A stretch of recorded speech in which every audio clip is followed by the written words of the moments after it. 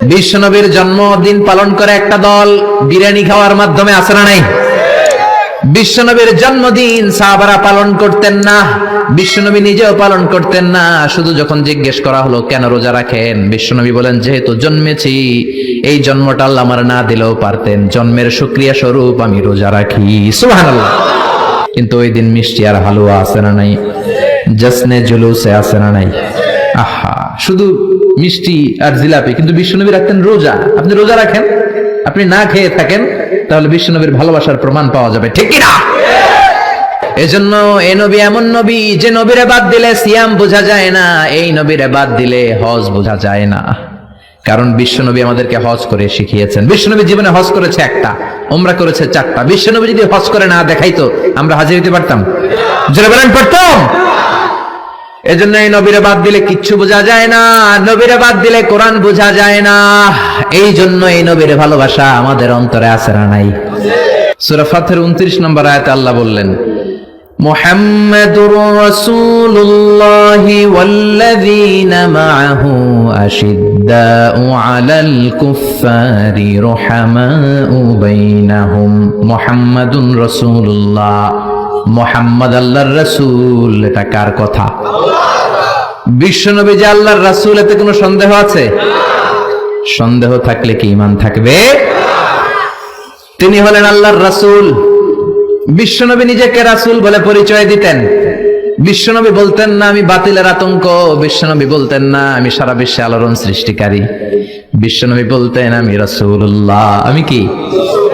সুন্দর লাগে না নামটা? রাসূলুল্লাহ। আবার বিশ্বনবী নিজেকে আব্দ বলে পরিচয় দিতেন, মানে গোলাম। বিশ্বনবী গোটা বিশ্বের সবচেয়ে অ্যামেজিং পার্সোনালিটি।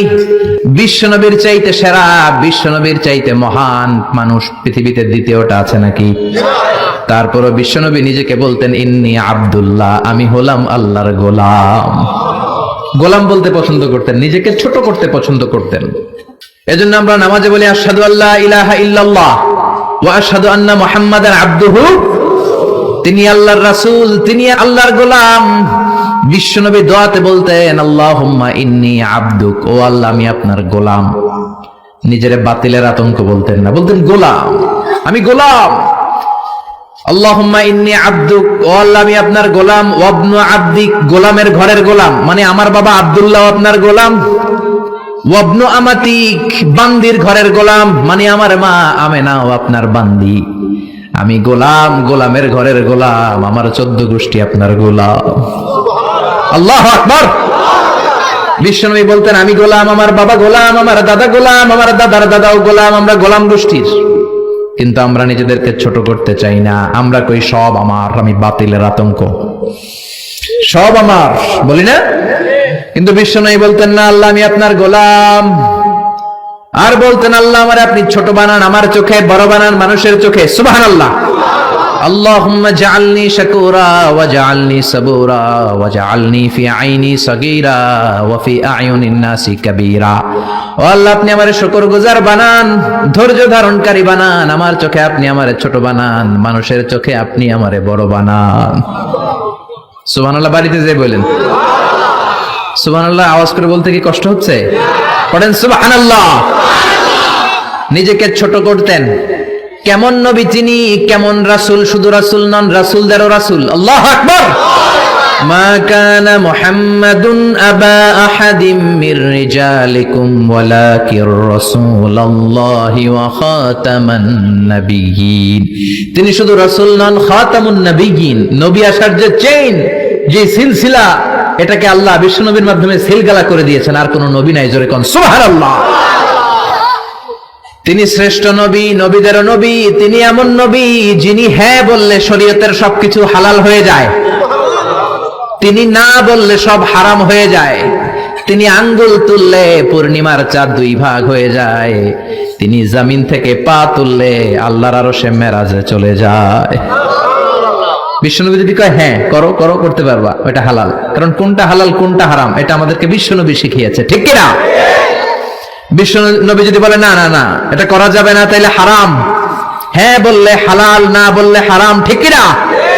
আঙ্গুল তুললে চাঁদ 2 ভাগ হয়, পা যদি জমিন থেকে উপরে উঠায় আল্লাহর আরশে মেরাজে নিয়ে যায় কে? এজন্য এই নবীরে ভালোবাসতে হবে জীবনের চাইতেও বেশি। এই নবীকে ভালোবাসতে হবে বিবির চাইতেও বেশি। এই নবীরে ভালোবাসতে হবে দলের চাইতেও বেশি। এই নবীরে ভালোবাসতে হবে নেত্রীর চাইতেও বেশি, ঠিক কিনা? নেতার চেয়েও বেশি, নেত্রীর চেয়েও বেশি, নিজের জানের চেয়েও যদি বিশ্ব নবীরে বেশি ভালোবাসা না যায়, মুমিন হওয়া যাবে? এ নবীরে বাদ দিলে কোরআন বোঝা যায় না? যায়? কারণ কোরআন এই নবীর উপরই তো আল্লাহ নাজিল করছে, ঠিক কিনা? এ নবীকে বাদ দিলে হাদিস বোঝা যায় না, কারণ হাদিস তো এই নবীরই কথা। এ নবীরে বাদ দিলে সালাত বোঝা যায় না, কারণ সালাত আমরা শিখেছি নবীর কাছ থেকে। নবী বলেছেন সল্লু কামা রাআইতুমুনি উসাল্লি, আমি নবীরে যেমনি নামাজ পড়তে দেখো তোমরাও তেমনি নামাজ পড়ো। এ নবীকে বাদ দিলে সিয়াম বোঝা যায় না, কারণ সিয়াম এই নবীর কাছ থেকে শিখেছি। এজন্য নবীর বিরুদ্ধাচরণ যদি করে তার সাথে কোনো আপোষ চলবে? কয়েকটা জায়গায় আমরা বলো দুর্বল। কোরআনরে গালি দিলে আমাদের সহ্য হয় না, নবীরে গালি দিলে সহ্য হয় না। নবীরে গালি দিলে আমাদের কলিজায় আগুন লাগে কি লাগে না? লাগে কি লাগে না? কার কার লাগে? দুহা উঁচু করে আল্লাহর দেখাও।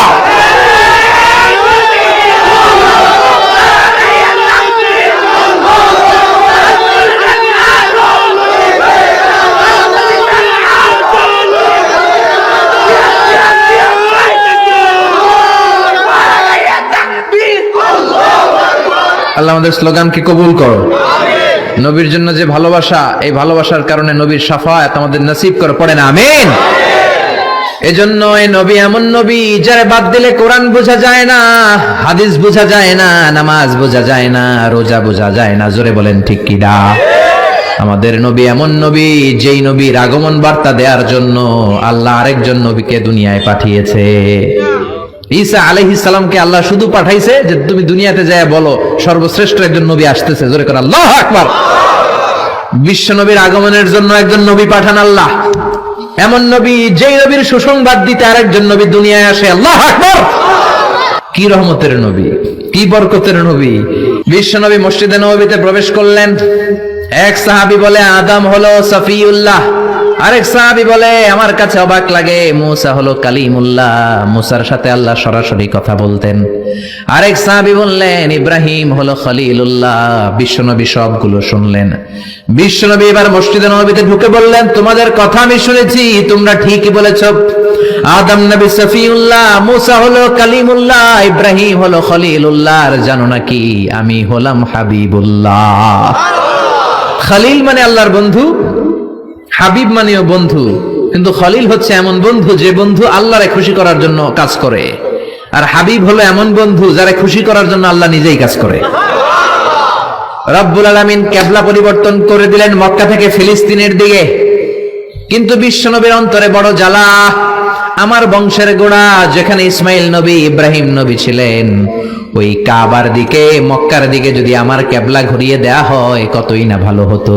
বিশ্বনবী মক্কার দিকে হয়ে নামাজ পড়তে পারেন না, কারণ আল্লাহ কিবলা চেঞ্জ করে বাইতুল মাকদাসে নিয়েছেন। বিশ্বনবী শুধু উপরের দিকে তাকায়, আল্লাহ বললেন ক্বাদ নারা তাকাল্লুবা ওয়াজহিকা ফিস সামাই ফালানুওয়াল্লিয়ান্নাকা কিবলাতান তারদাহা ফাওয়াল্লি ওয়াজহাকা শাতরাল মাসজিদিল হারাম। আল্লাহু আকবার। ও নবী, আমি আপনার অন্তরের কষ্ট বুঝি, আমি আপনার বুকের জ্বালা বুঝি। কেন আপনি উপরের দিকে তাকান আমি বুঝি। ফিলিস্তিনের দিকে হয়ে নামাজ পড়তে আপনার ভালো লাগে না, আপনার মনে চায় আপনার বংশের গোড়া, আপনার জন্মভূমি মক্কার দিকে হয়ে নামাজ পড়তে। জানগো নবী, আর ফিলিস্তিনের দিকে হয়ে নামাজ পড়ার দরকার নাই। আপনারে খুশি করার জন্য আমি কিবলা পরিবর্তন করলাম। এখন থেকে মক্কার দিকে হয়ে আপনি নামাজ পড়তে থাকেন গো নবী। আপনারে খুশি করাই আমার কাজ। ফিলিস্তিনে কিবলা দিয়েছে, আপনি খুশি হন নাই, যান চেঞ্জ করে আবার মক্কায় দিয়ে দিলাম। আল্লাহু আকবার। এজন্য আল্লাহ বললেন মুহাম্মাদুর রাসূলুল্লাহি ওয়াল্লাযীনা মাআহু আশিদ্দাউ আলাল কুফফারি রুহামাউ বাইনাহুম। মুহাম্মদ হলো আল্লাহর রাসূল। কার কথা? বিশ্বনবী বলেন আমি এমন রাসূল, আমার সব কাজেই বরকত আছে না নাই?